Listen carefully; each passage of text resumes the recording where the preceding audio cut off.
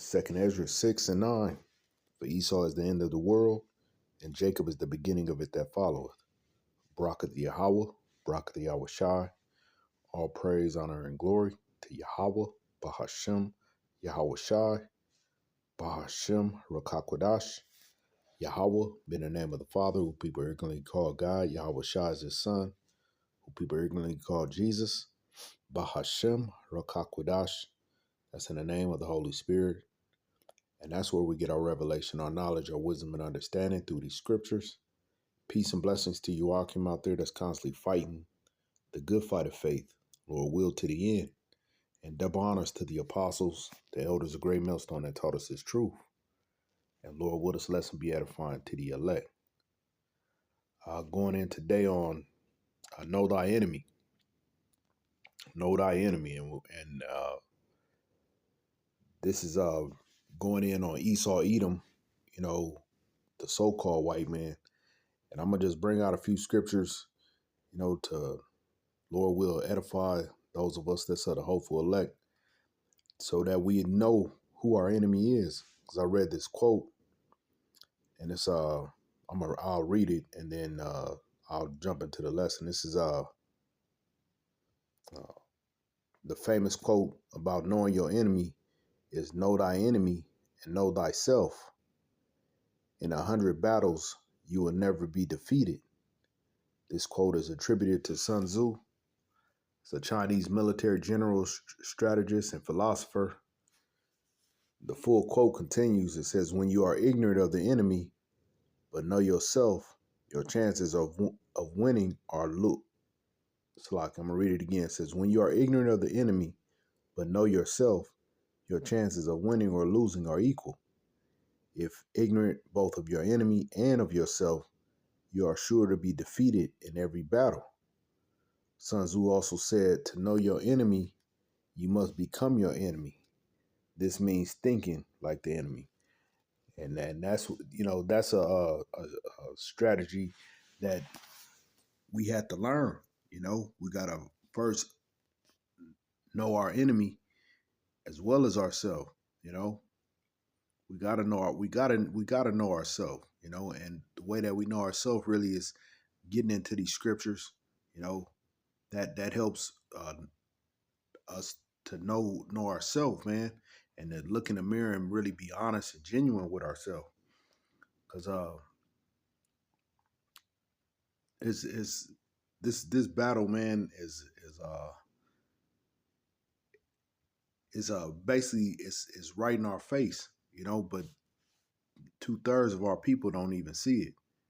They don't see Esau Edom as a threat. They don't see him, they may say do the, Black Lives Matter, or, Jake will try to do the the Black Panthers, and, but in actuality, because if so, you will see how we would, for one, treat each other. And then also, and this is not a black thing, this Hebrew Israelite, it's not about being so-called black, it's really based off of our bloodline, going back to, our forefathers, Abraham, Isaac, and Jacob, and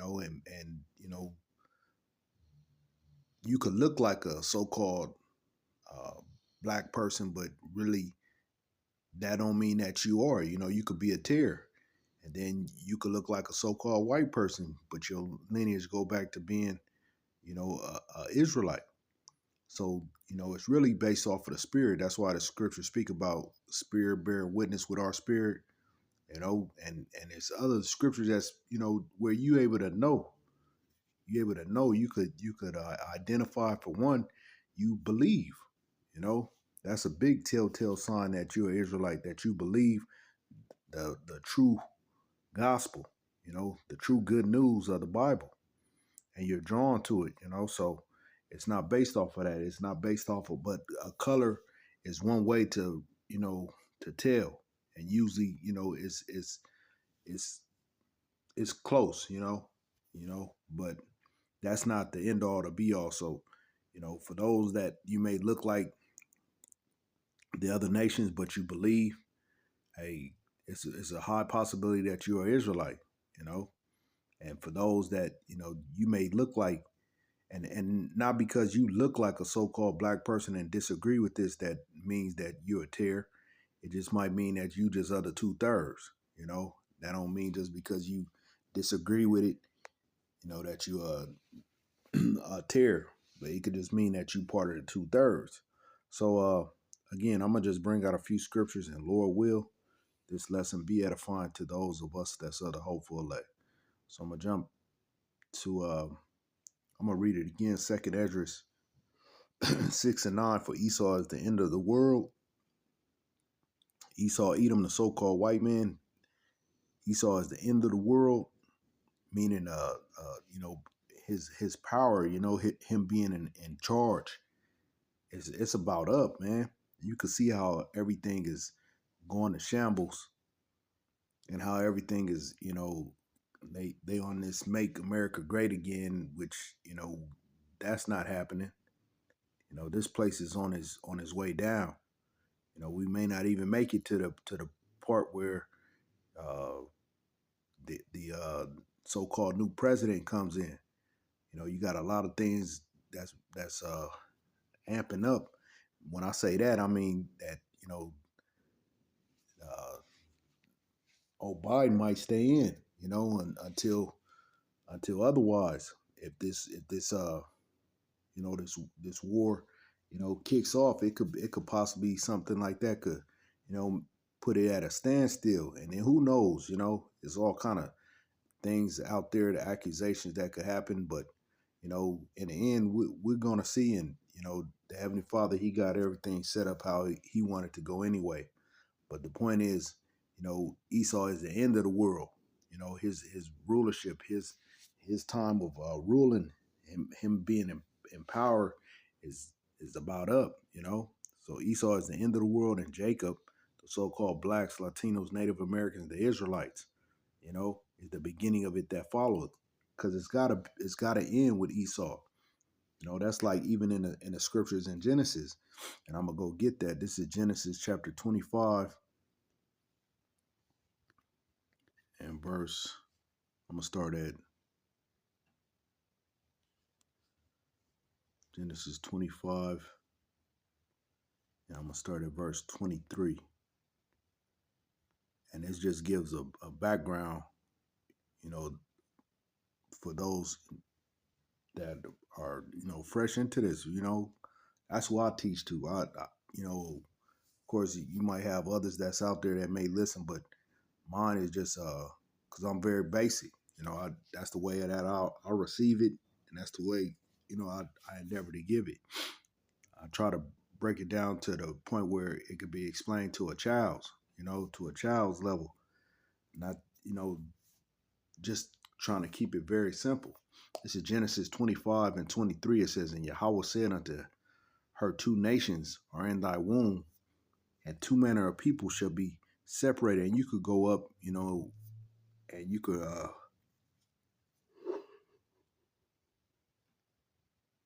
excuse me, you could read, more into it. You could start um you could read from the top if you want, but I'm just trying to get straight to the point. I don't want to drag it on. It says, "And Yahweh said unto her, two nations are in thy womb." This is how Jacob and Esau came about. It says, "And two manner of people shall be separated from thy bowels, and the one people shall be stronger than the other people, and the elder shall serve the younger. And when her days to be delivered were fulfilled, behold, there were twins in her womb. And the first came out red all over, like an hairy garment, and they called his name Esau. And after that came his brother out, and his hand took hold of Esau's heel, and his name was called Jacob. And Isaac was 80 years old when she bare them." So, Esau being an older brother, and Jacob, of course, the younger, he came out after. But it's like a omen nomen where he is got right here where um, how it how he Jacob took the heel of his brother Esau. You know, Esau is the end. Esau is the end of the world, and Jacob is the beginning of it that follow. It says, and the boy grew, and Esau was a cunning hunter, a man of the field, as he is to this day. Esau loved to be out in the field. That's their thing. They love to go out, into quote unquote the nature, and be out there for days at a time, to go hunt and just be out there in the wilderness. It says, and the boys grew, and Esau was a cunning hunter, a man of the field, and Jacob was a plain man dwelling in tents. And that's Jake. Jake liked to chill at the house. He ain't trying to be all out and about. We could do it, but that's we favor being in dwelling in tents. It says, and Isaac loved Esau because he did eat of his venison, but Rebekah loved Jacob, a mama's boy. It said, and Jacob, not a mama's boy, like, but moms loved him, man. It says, and Jacob sawed pottage, and Esau came from the field, and he was faint. And Esau said to Jacob, feed me, I pray thee, with that same red pottage, for I am faint. Therefore was his name called Edom. This damn devil, he always been in a rush. He's always wanted things in a hurry. He wasn't patient. You know, Even to this day, he's put that on the masses. You got fast food, always in a rush, always trying to push everything through. It says, verse 31, it says, and Jacob said, sell me this day thy birthright. Jacob was, he's a Yaiquab. He was smart on this, and it was through the spirit that he even, that was, came to his mind. Verse 32, it says, and Esau said, behold, I am at the point to die, and what profit shall this birthright do to me? Again, he being impatient. It said, verse 33, and Jacob said, swear to me this day. And he sware unto him, and he sold his birthright unto Jacob. He gave it up. He gave up his birthright. So that's why Esau is the end of the world. And it was meant to happen like that. It was meant to happen. They like people say he tricked him, whatever you want to say, but it was meant to be like this. It says, then Jacob gave Esau bread and pottage and lentils, and he did eat and drink and rose up and went his way.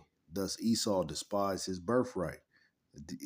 He despised, his birthright. He didn't think nothing of it. But Jacob knew better. Jacob knew, it was that's spiritual. So I'm gonna jump to 2 Corinthians 2 and verse 11.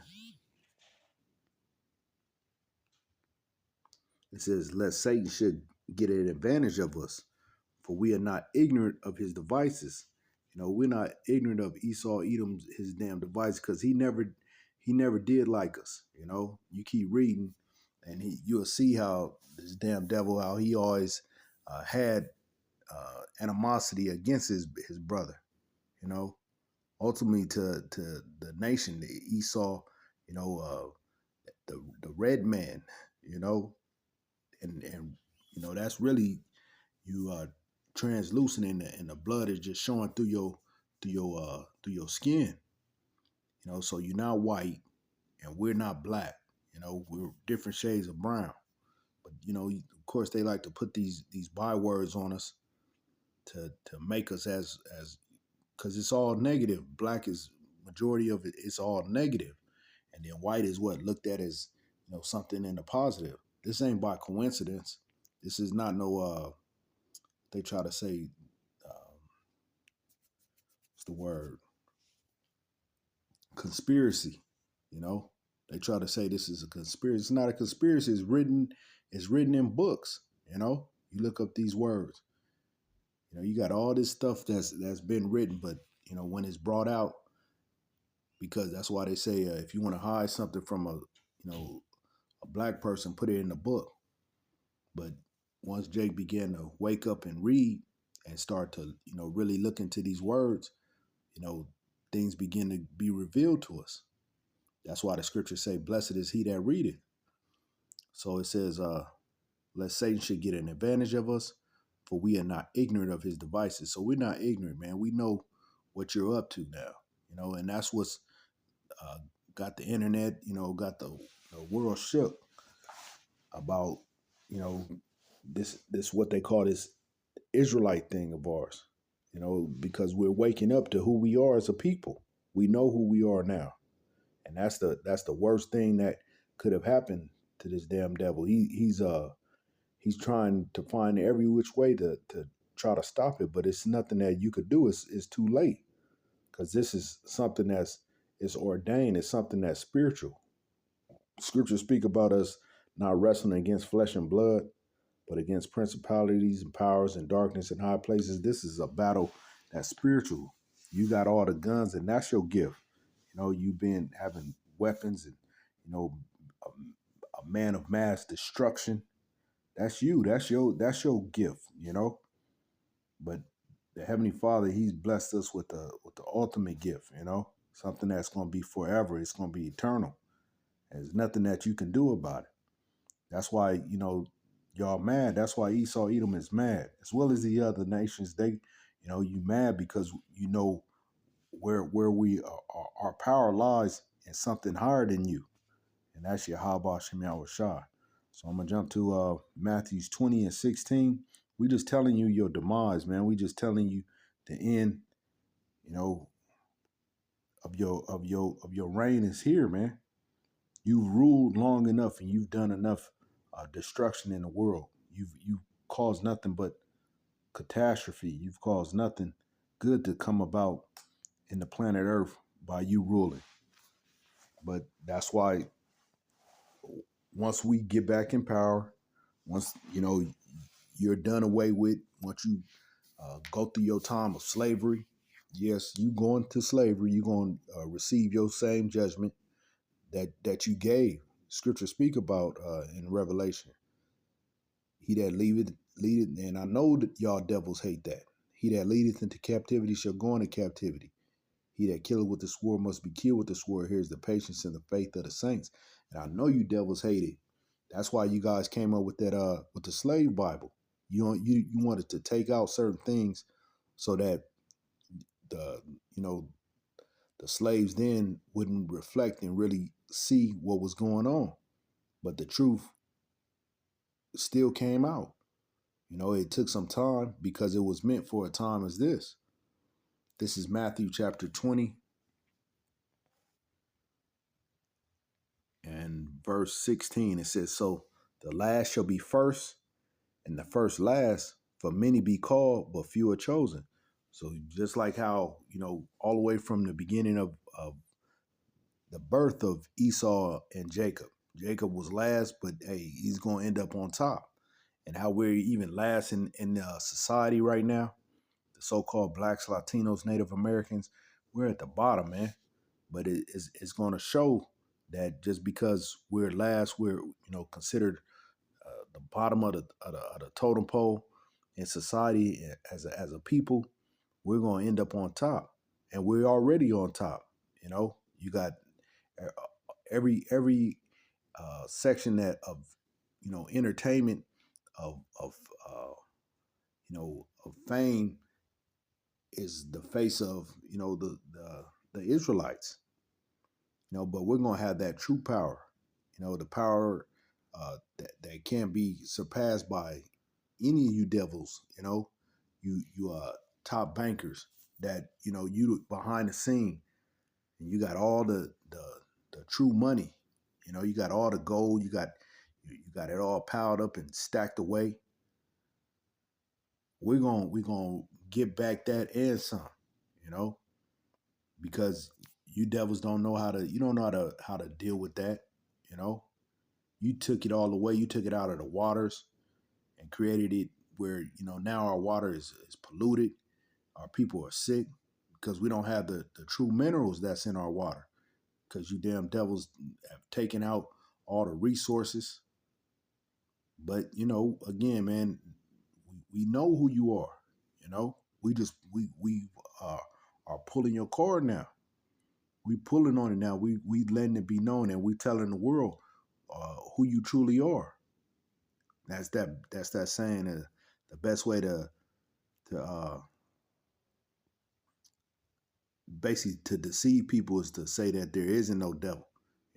That was his best trick, like to hide, to act like he don't exist. And we ain't speaking it now. There's a spiritual demon, Satan, but we speaking about this damn devil, Satan, the physical, counterpart. Like he was in a physical form. He's in a physical form here as a nation of people, and that's Esau, Edom. He's the wicked. They're the wicked, the male and the female, the children, all of them. If you are of the lineage and you say you're racist, you damn right we're racist. We're part, meaning racist you for your race, just like the masses are, just like everybody, truly are, but people don't want to come out with it. You for your people. But hey, Lord will, this lesson stay up. I'm not trying to get it cut, but the truth is comes out. It's through the Spirit, I believe. So it says for get what was that? Matthew's 20 and 16, for many be called but few are chosen. So, and Lord will, we're part of that chosen, because many are called into this truth. Many are called into this ministry, man. But scriptures speak about he that endure to the end, the same shall be saved. And that's what, ultimately what we're looking forward to. So I'm gonna jump to this next one. This is Psalms 37 and verse 28. It says, let me see, I'm gonna go from 28 to what? Psalms 37 and Psalms 37 and 28. I'm gonna go to 35. It says, for Yahweh loveth judgment and forsaketh not his saints. They are preserved forever, but the seed of the wicked shall be cut off. He loves his elect. Ultimately, that's who it's speaking of.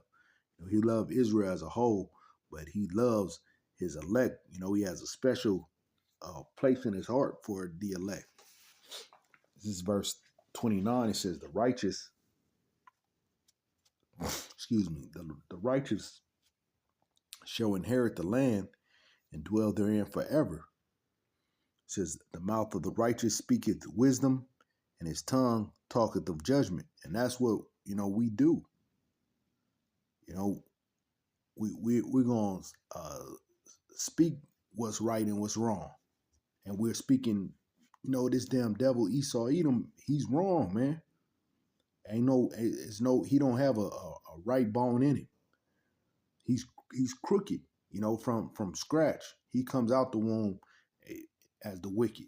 You can't make a straight thing. I mean, a crooked thing straight. Not with Esau. He is the wicked. It says the mouth, verse 31, Salaki. It says the law of his power is in his heart. None of his steps shall slide. The wicked watches the righteous and seeketh to slay him. And that's how Esau is.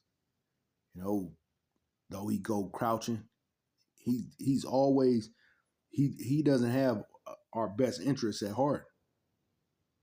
If you believe that he does, then you got another thing coming. And he'll say you have freedom of speech, but he'll take down a video like this because he doesn't want this to be pushed out there in the airways. He'll say that, this is hate speech when it's just speaking the truth. He's not upright. Nothing is right about him. And as a whole, it says, verse 33, Yahweh will not leave him in his hand, nor condemn him when he is judged. Wait on Yahweh and keep his way, and he shall exalt thee to inherit the land. When the wicked are cut off, thou shalt see it. Because eventually it's going to happen. That's why I read that first verse, chapter and verse, where Esau is the end of the world and Jacob is the beginning of it that follow. He's going to allow us to see, and we're seeing it now. They're coming up against each other. Esau going to be the end of the world. He's going to be the end of his rulership, his power. But Jacob, is going to be the beginning of it that follows. He's going to take over and rulership. It says, I have seen the wicked in great power, and spreading himself like a green bay tree. You see him ruling. You see his power flourishing, in this land. But it's to no avail. Everything that he touched turns into shit. He gets his hand into every aspect of life, and he makes it worse. He goes into a land and makes it worse. He doesn't. He goes and takes to it. He can't take no more, and then leaves it, and leaves it worse than he came. My folks used to tell me, when you go to a place, you should leave it better than when you came. That that's the real spirit of an Israelite. Not to go there and fuck up that place and then leave it worse than when you came. But that's how this devil does. He goes wherever he goes. He creates destruction. He makes it worse. He's not making it better. He incarcerates men and women, and they come out worse. But he built these prisons, which Jake need. Jake don't need to. Well, a lot of times they need to be put down. But hey, this damn devil, he's man, he's a mastermind in wickedness, man. He knows how to. He created basically a university of wickedness by creating these prisons. They go in there and get more and more educated on wickedness, man. They don't go in there and become rehabilitated. They go in there and learn more and more evil. So I'm gonna jump over to the shoe fit word. If it don't, keep it pushing. This is Ecclesiasticus chapter 12.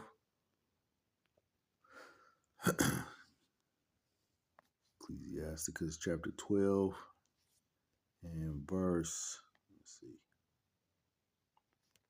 we'll start at verse 10.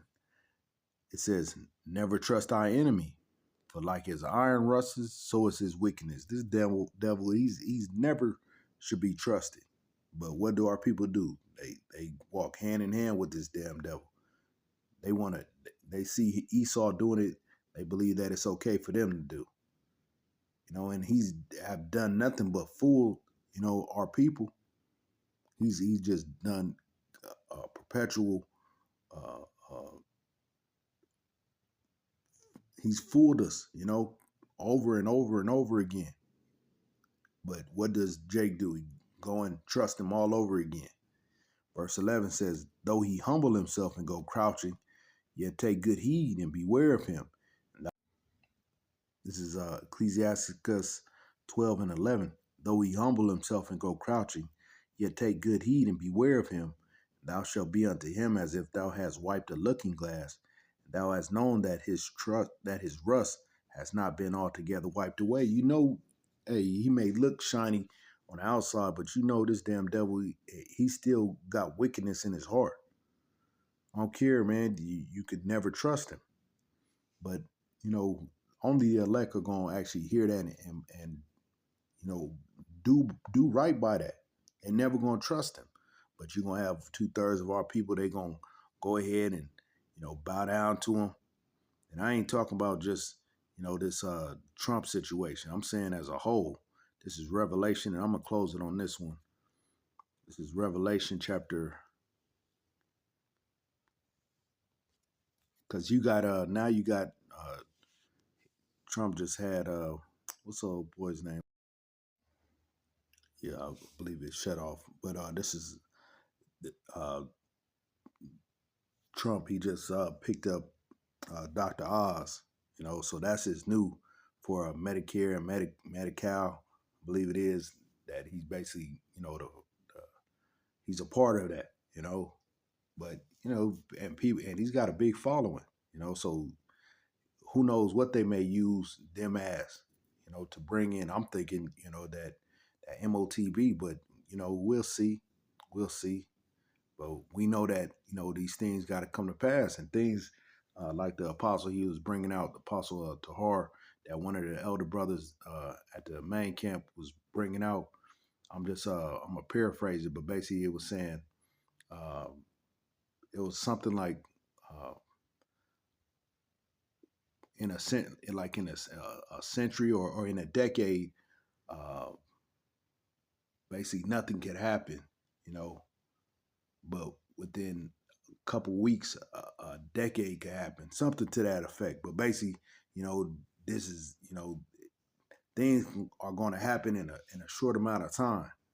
You know, that's why the scriptures speak about him being like a thief in the night, catching people with their pants down, because hey, this thing is going to go into hyperdrive, and it's going to come just out of what it's going to seem like out of nowhere.